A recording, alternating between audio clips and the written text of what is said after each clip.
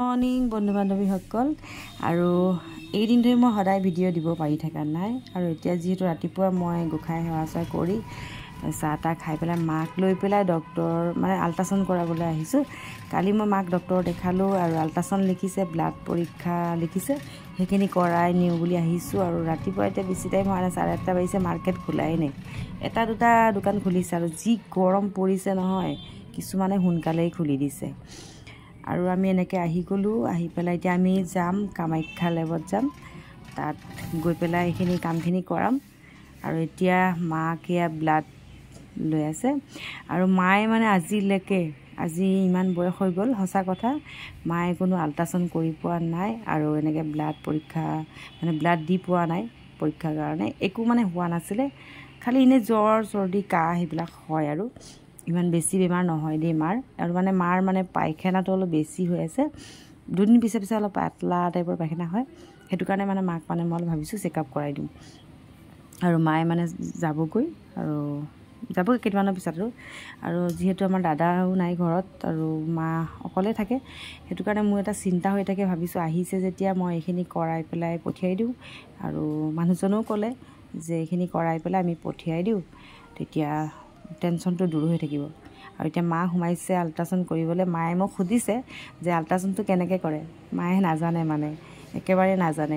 আৰু পিছত মাক থৈ পেলাই বাক লৈ পেলাই আকৌ মই চকু ডক্টৰৰ ওচৰত যাম। আৰু মই আহি পালোহি, ইয়াতে বহি আছোঁ আৰু বাক আনিব গৈছে মানুহজনে, মই আহি পেলাই বহিছোঁ, নাম লিখা হৈ গ'ল, ইয়াতে মই বহি আছোঁ আৰু বা আহিব, মাক লৈ গৈছে, মাক থ'বলৈ গৈছে, মাক থৈ পিছতে বাক লৈ আহিব আৰু দুজনীয়ে দেখুৱাই পিছতে চশমা দিয়ে নে কি কৰে এটা নাজানো, কি কৰে কৰিব, পিছত দেখা যাব। এয়া আহি পালেহি বা, আহি পেলাই এয়া বহিছে, বায়ে ভাবিছে ফটো মাৰিছোঁ নেকি, সেইকাৰণে প'ষ্ট দি আছে, নাজানে মই ভিডিঅ' কৰি আছোঁ বুলি।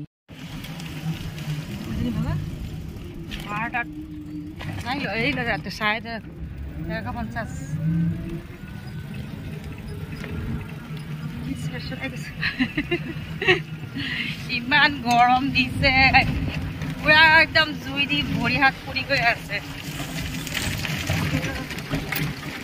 চিটত বহিবই পৰা নাই, ইমান জুই নিচিনা গৰম।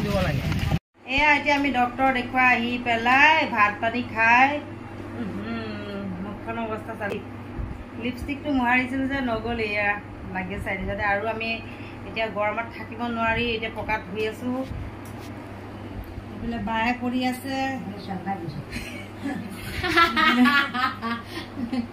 এইফালে মা বহি আছে আৰু এইফালে ছোৱালী আছে,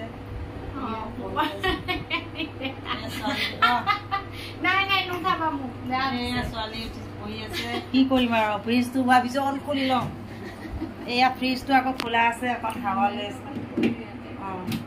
ফ্ৰিজটো খুলিছোঁ, অকণমান এচি ভাৱ আহিছে যে সেইকাৰণে।